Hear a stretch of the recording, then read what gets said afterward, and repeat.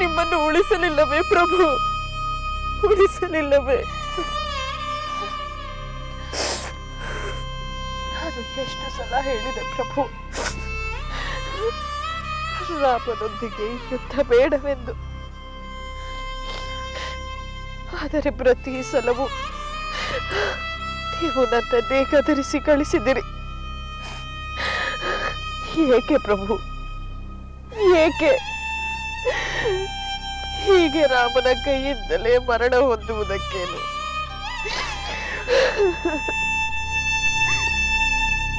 ಪತಿವ್ರತೆಯನ್ನು ಬಲಾತ್ಕರಿಸಿ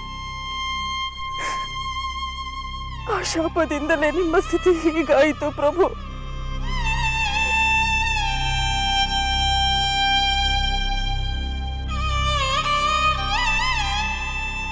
ಹೌದು ಪ್ರಭು,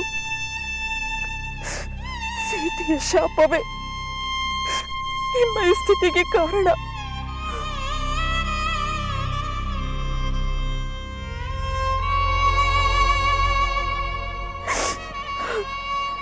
ಅವಳ ನೋವು, ಅಪಮಾನ, ಸಂಕಟದ ಉರಿ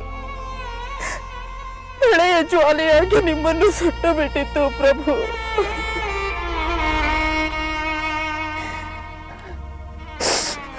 ದಾನವ ರಾಜನಾದ ಮಯಾಸುರ ನನ್ನ ತಂದೆ, ತ್ರಿಲೋಕ ವೀರನಾದ ರಾವಣ ನನ್ನ ಪತಿ, ಇಂದ್ರನನ್ನೇ ಗೆದ್ದ ಇಂದ್ರಜಿತು ನನ್ನ ಪುತ್ರನೆಂದು ನಾನು ಎಷ್ಟು ಹೆಮ್ಮೆಯಿಂದ ಇದ್ದೆ. ಆದರೆ ಈಗ ಅದೆಲ್ಲ ಕೊಚ್ಚಿ ಹೋಯಿತು. ಹೇಳ ಹೆಸರಿಲ್ಲದಂತೆ ಕೊಚ್ಚಿ ಹೋಯಿತಲ್ಲ ಪ್ರಭು. ಅಯ್ಯೋ,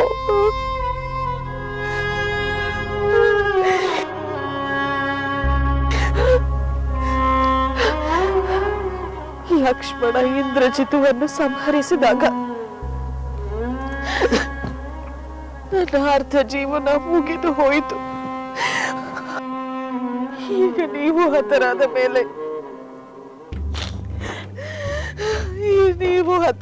ಮೇಲೆ ನನ್ನ ಸಂಪೂರ್ಣ ಜೀವನ ಮುಗಿದು ಹೋಯಿತು ಪ್ರಭು, ಮುಗಿದು ಹೋಯಿತು.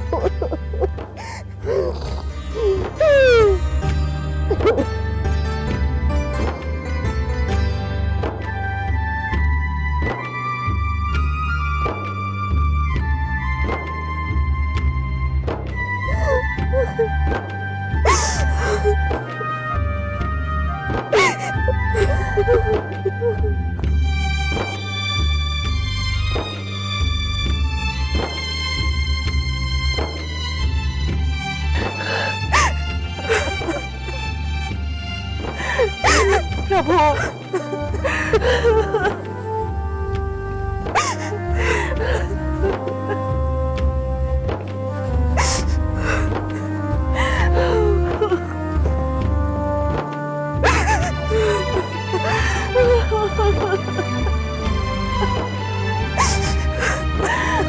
ಪ್ರಭು,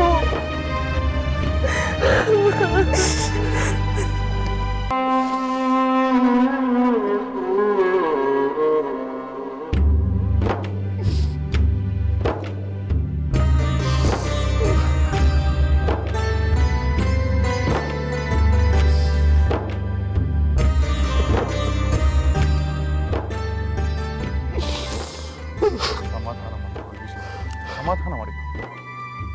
ಕ್ಷಮಿಸು ರಾಮಚಂದ್ರ, ಕ್ಷಣಕಾಲ ಭಾವಾವೇಶಕ್ಕೆ ಒಳಗಾಗಿ ಪಾಮರನಂತೆ ವರ್ತಿಸಿದೆ.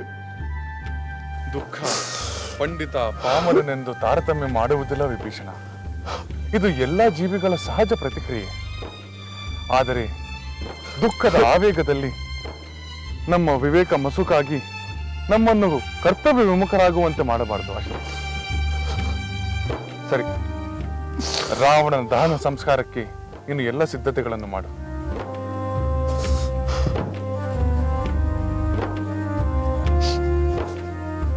ಪ್ರಭು ರಾಮಚಂದ್ರ, ರಾವಣ ವೈಭವದಿಂದ ಬದುಕಿದ್ದವನು, ಸಕಲ ಸುಖ ಭೋಗಗಳನ್ನು ಅನುಭವಿಸಿದ್ದವನು, ಹೇರಳವಾಗಿ ದಾನಗಳನ್ನು ಮಾಡಿದ್ದವನು, ಆಶ್ರಿತರನ್ನು ಆದರಿಸಿದ್ದವನು, ಮಹಾಪರಾಕ್ರಮಿಯು, ತಪಸ್ಸಿನಿಂದ ಫಲಗಳನ್ನು ಪಡೆದವನೂ ಆಗಿದ್ದವನು.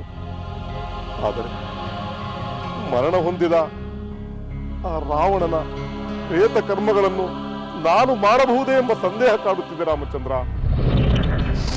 ಇಂತಹ ಸಂದರ್ಭದಲ್ಲಿ ಆ ಸಂದೇಹಕ್ಕೆ ಕಾರಣವೇನು ವಿಭೀಷಣ? ಏಕೆಂದರೆ ಸಕಲ ವೈಭವಗಳನ್ನು ಪಡೆದವನಾಗಿದ್ದರು ರಾವಣ ಧರ್ಮವನ್ನು ಸದಾಚಾರವನ್ನು ಪರಿತ್ಯಜಿಸಿದ್ದ, ಕ್ರೂರಿಯಾಗಿದ್ದ, ನಿರ್ದಯಿಯಾಗಿದ್ದ, ಅಸತ್ಯವಾದಿಯಾಗಿದ್ದ, ಮೇಲಾಗಿ ಪರಸ್ತ್ರೀ ಮೋಹಿತನಾಗಿದ್ದ. ಅಂತಹವನ ದಹನ ಸಂಸ್ಕಾರವನ್ನು ನಾನು ಮಾಡಲು ಯೋಗ್ಯವೇ ಎಂದು ಯೋಚಿಸುತ್ತಿದ್ದೇನೆ. ವಿಭೀಷಣ, ಇಲ್ಲಿಯವರೆಗೆ ನೀನು ನಿನ್ನ ಸೋದರನ ಸಾವಿಗೆ ದುಃಖಿಸುತ್ತಿದ್ದೆ. ಅದು ಲೋಕನೀತಿಗೆ ತಕ್ಕ ಜೀವಿಗಳ ಸಹಜ ಸ್ವಭಾವ. ನೀನು ಧರ್ಮಾತ್ಮನಾದುದರಿಂದ ಈ ಜಿಜ್ಞಾಸೆ ಈಗ ನಿನ್ನ ಮನಸ್ಸಿಗೆ ಬಂದಿದೆ. ಧರ್ಮಾಚರಣೆ ಎಷ್ಟು ನಿಷ್ಠುರವಾದರೂ ತನ್ನ ಲೌಕಿಕರ ಸಂಬಂಧಗಳನ್ನು ಗೌರವಿಸುವುದು ಅಪಚಾರವಾಗುವುದಿಲ್ಲವೆಂದು ನನ್ನ ಭಾವನೆ. ಪ್ರಭು ರಾಮಚಂದ್ರ, ರಾವಣ ನನ್ನ ಪಾಲಿಗೆ ಸಹೋದರನ ರೂಪದ ಶತ್ರುವೇ ಆಗಿದ್ದ. ಹಿರಿಯನಾದ ಅವನಿಗೆ ಗೌರವ ತೋರಿಸುವುದು ನನ್ನ ಕರ್ತವ್ಯವೇ ಆದರೂ ಅಧರ್ಮಿಗೆ ಅಂತ್ಯ ಸಂಸ್ಕಾರ ಮಾಡುವುದು ನನ್ನ ಮನಸ್ಸಿಗೆ ಕಠಿಣವಾಗುತ್ತಿದೆ ರಾಮಚಂದ್ರ, ಕಠಿಣವಾಗುತ್ತಿದೆ. ನಾನು ಕ್ರೂರಿ ಎಂದು ಜನ ಆಡಿಕೊಂಡರೂ ಸರಿ, ನನ್ನ ಮನಸ್ಸು ಅದನ್ನೇ ಹೇಳುತ್ತಿದೆ ರಾಮಚಂದ್ರ, ಅದನ್ನೇ ಹೇಳುತ್ತಿದೆ. ವಿಭೀಷಣ, ಧರ್ಮವೆಂಬುದು ಅತ್ಯಂತ ಸೂಕ್ಷ್ಮ. ನಿನ್ನ ಧರ್ಮನಿಷ್ಠೆ ದೃಢವಾಗಿರುವುದರಿಂದಲೇ ನಿನ್ನ ಸೋದರನ್ನು ತ್ಯಜಿಸಿ ನನ್ನ ಕಡೆಗೆ ಬಂದು ಸೇರಿದೆ. ಆದರೆ ರಾವಣ ತೇಜಸ್ವಿ, 3 ಲೋಕಗಳನ್ನು ನಡುಗಿಸಿದವನು. ಅದನ್ನು ನಾವು ಗೌರವಿಸಬೇಕು ವಿಭೀಷಣ. ನಿನ್ನ ಮಾತು ನಿಜ ರಾಮಚಂದ್ರ. ಆದರೆ ಆ ರಾವಣ ದುರಾಚಾರಿಯೂ ಆಗಿದ್ದನಲ್ಲವೇ? ಅದೇ ಕಾರಣದಿಂದ ಅವನು ನನ್ನ ಅಣ್ಣನಾದರೂ ನಾನು ಅವನನ್ನು ದ್ವೇಷಿಸಿದ್ದು. ಇಲ್ಲ ವಿಭೀಷಣ, ಎಲ್ಲಾ ದ್ವೇಷವು ಮರಣದವರೆಗೆ ಮಾತ್ರ. ವೈರಿ ಸಂಹಾರವಾದ ಕೂಡಲೇ ಎಲ್ಲ ವೈರತ್ವವು ಅಂತ್ಯವಾಗುತ್ತದೆ. ಈಗ ರಾವಣ ನಿನ್ನ ಪಾಲಿಗೆ ಮಾತ್ರವಲ್ಲ, ನನಗೂ ಸ್ನೇಹ ಪಾತ್ರನಾಗಿದ್ದಾನೆ. ಯಾವ ಹಿಂಜರಿಕೆಯೂ ಇಲ್ಲದೆ ಧರ್ಮಾನುಸಾರವಾಗಿ ನಿನ್ನ ಸೋದರನ ಪ್ರೇತ ಕಾರ್ಯಗಳನ್ನು ಮುಗಿಸು ನನಗೆ.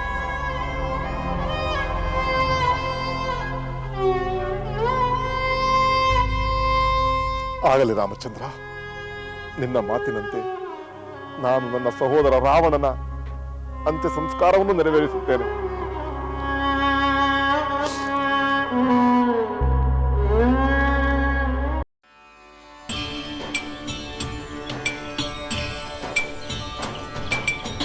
ದಶಕಂಠನಾದ ಪದಧ್ವನಿ ಅಡಗಿ ಹೋಗಿದೆ. ದಾನವೇಂದ್ರನ ಗರ್ವದನದೆ ಕುಸಿದು ಹೋಗಿದೆ. ದಶಕಂಠನಾದ ಪದಧ್ವನಿ ಅಡಗಿ ಹೋಗಿದೆ. ದಾನವೇಂದ್ರನ ಗರ್ಭದ ನಡೆಯು ಕುಸಿದು ಹೋಗಿದೆ. 3 ಲೋಕವನ್ನು ಹಾಳಿದ ಕಾಯ ನಾಶವಾಯಿತೆ. 3 ಲೋಕವನ್ನಾಳಿದ ಕಾಯ ನಾಶವಾಯಿತೆ. ಧರ್ಮದ ಬೆಂಕಿಯಲಿ ಅಧರ್ಮ ಉರಿದು ಹೋಯಿತೆ. ಲಂಕೆಯ ಸೌಭಾಗ್ಯವೆಲ್ಲ ನಿರ್ಭಾಗ್ಯವಾಯಿತೆ. ಧರ್ಮದ ಬೆಂಕಿಯಲಿ ಅಧರ್ಮ ಉರಿದು ಹೋಯಿತೆ. ಲಂಕೆಯ ಸೌಭಾಗ್ಯವೆಲ್ಲ ನಿರ್ಭಾಗ್ಯವಾಯಿತೆ.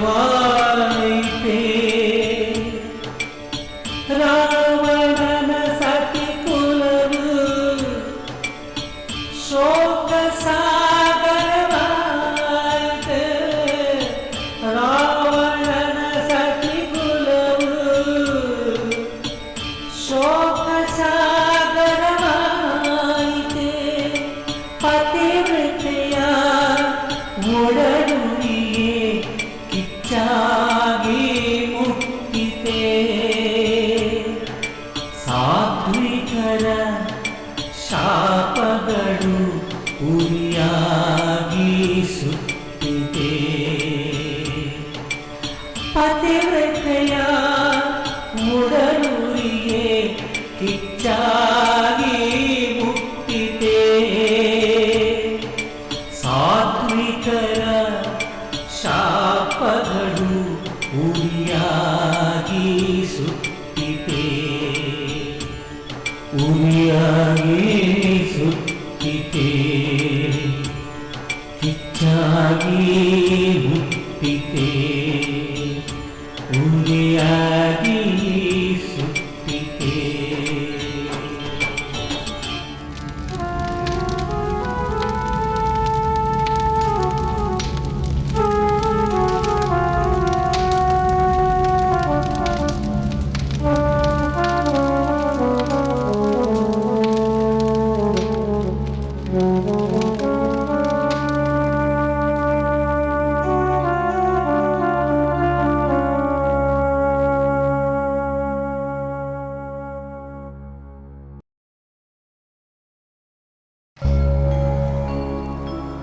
ಪ್ರಭು ರಾಮಚಂದ್ರ, ನಿನ್ನ ಸೂಚನೆಯಂತೆ ನಾನು ನನ್ನ ಸಹೋದರ ರಾವಣೇಶ್ವರನ ಅಂತ್ಯ ಸಂಸ್ಕಾರವನ್ನು ನೆರವೇರಿಸಿದೆ.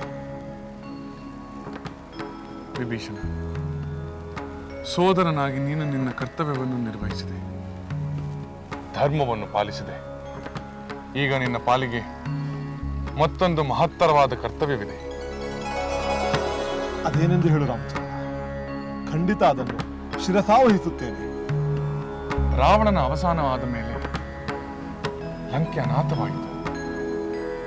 ಅನಾಥವಾಗಿರುವ ಲಂಕೆಯನ್ನು ನೀನು ರಾಜನಾಗಿ ರಾಜ್ಯ ಪರಿಪಾಲನೆ ಮಾಡಬೇಕಾಗಿದೆ.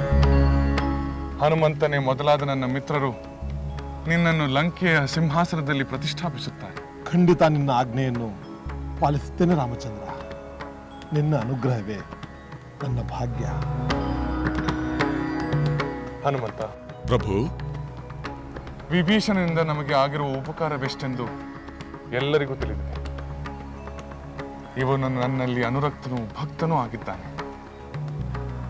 ಇವನಿಗೆ ನಾನು ಮೊದಲೇ ಮಾತು ಕೊಟ್ಟಿದ್ದಂತೆ ಲಂಕಾಧಿಪತಿಯಾಗಿ ಪಟ್ಟಾಭಿಷೇಕ ಮಾಡಬೇಕೆಂಬುದೇ ನನ್ನ ಬಯಕೆಯಾಗಿದೆ. ನಿಮ್ಮ ಇಚ್ಛೆಯಂತೆಯೇ ಆಗಲಿ ಪ್ರಭು ರಾಮಚಂದ್ರ. ಸಮಸ್ತ ವಾನರ ಮುಖ್ಯರೊಂದಿಗೆ ನಾನೇ ವಿಭೀಷಣನ ಪಟ್ಟಾಭಿಷೇಕವನ್ನು ನೆರವೇರಿಸುತ್ತೇನೆ. ಪ್ರಭು ರಾಮಚಂದ್ರ, ಆ ಶುಭ ಸಂದರ್ಭದಲ್ಲಿ ನೀನು ಜೊತೆಗಿದ್ದು ಅನುಗ್ರಹಿಸಬೇಕೆಂದು ಬೇಡಿಕೊಳ್ಳುತ್ತೇನೆ. ಕ್ಷಮಿಸು ವಿಭೀಷಣ. ವನವಾಸವನ್ನು ಮುಗಿಸಿ ಅಯೋಧ್ಯೆಗೆ ಮರಳುವವರೆಗೂ ನಾನು ನಗರ ಪ್ರವೇಶ ಮಾಡುವಂತಿಲ್ಲ. ಆದರೆ ನನ್ನ ಪರವಾಗಿ ನನ್ನ ಸೋದರ ಲಕ್ಷ್ಮಣ ನಿನ್ನೊಂದಿಗೆ ಬರ್ತಾನೆ. ಲಕ್ಷ್ಮಣ. ಆಗಲಿ ಸಹೋದರ, ನಿನ್ನ ಪರವಾಗಿ ಮಿತ್ರ ವಿಭೀಷಣನ ಪಟ್ಟಾಭಿಷೇಕದಲ್ಲಿ ಪಾಲ್ಗೊಳ್ಳುತ್ತೇನೆ. ವಿಭೀಷಣ, ನಿನ್ನಿಂದ ಲಂಕೆಯಲ್ಲಿ ಹೊಸ ಧರ್ಮ ಸಾಮ್ರಾಜ್ಯ ಸ್ಥಾಪನೆ ಆಗಲಿ. ನಿನಗೆ ಮಂಗಳವಾಗಲಿ ವಿಭೀಷಣ.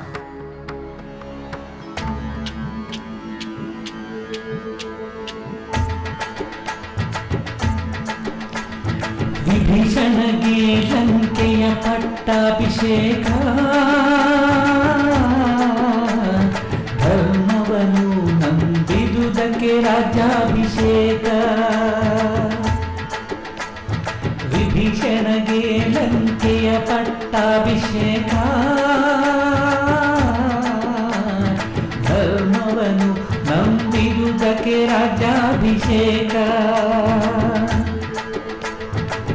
ಬಂಧು ಸಂಬಂಧಗಳ ತ್ಯಜಿಸಿ ಧರ್ಮದ ದಾರಿಯಲ್ಲಿ ಹೆಜ್ಜೆಯನ್ನಿರಿಸಿ.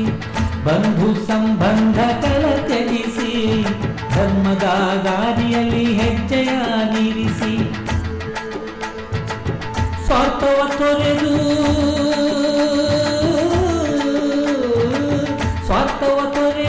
ಶ್ರೀರಾಮನೆಡೆ ನಡೆದು ಧರ್ಮದ ಪಕ್ಷದಲ್ಲಿ ಜಯವ ಪಡೆದ ವಿಭೀಷಣಗೆ ಲಂಕೆಯ ಪಟ್ಟಾಭಿಷೇಕ. ಧರ್ಮವನ್ನು ನಂಬಿದುದಕ್ಕೆ ರಾಜ್ಯಾಭಿಷೇಕ. ಸ್ವಾರ್ಥವ ತೊರೆದು ಶ್ರೀರಾಮನೆಡೆ ನಡೆದು ಧರ್ಮದ ಪಕ್ಷದಲ್ಲಿ ಜಯವ ಪಡೆದ ವಿಭೀಷಣಗೆ ಲಂಕೆಯ ಪಟ್ಟಾಭಿಷೇಕ. ಧರ್ಮವನು ನಂಬಿದುದಕ್ಕೆ ರಾಜ್ಯಾಭಿಷೇಕ. ಧರ್ಮವನು ನಂಬಿದುದಕ್ಕೆ ರಾಜ್ಯಾಭಿಷೇಕ. ಧರ್ಮವನು ನಂಬಿದುದಕ್ಕೆ ರಾಜ್ಯಾಭಿಷೇಕ.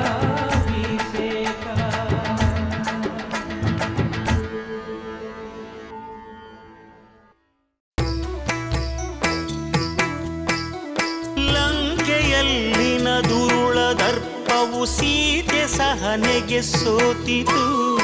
ಅಂಕೆ ಇರದ ಅಸುರ ಕುಲವು ರಾಮ ಬಾಣಕ್ಕೆ ಅಡಗಿತು. ದೂರವಿರಲಿ ಸನಿಹವಿರಲಿ ರಾಮ ಹೃದಯ ನಿವಾಸಿನಿ. ಯುಗವು ಯುಗವು ಸಾಗಲಿ ಅಕಳಂಕ ಪ್ರೇಮ ಪ್ರಬೋಧಿನಿ. ಅಮರ ಗಾಧೆ ಧರಣಿ ಜಾತೆ ಸಾಧ್ವೆ ಸೀತೆ ಸುಚರಿತೆ. ಸಹನ ಶಕ್ತಿ ಪತಿಯ ಭಕ್ತಿ ಲೋಕಮಾನ್ಯ ವಂದಿತೆ.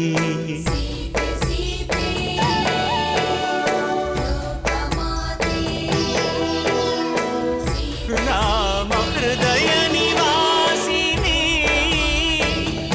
ಅಕಳಂಕ ಪ್ರೇಮ ಪ್ರಬೋಧಿನಿ. ಸೀತೆ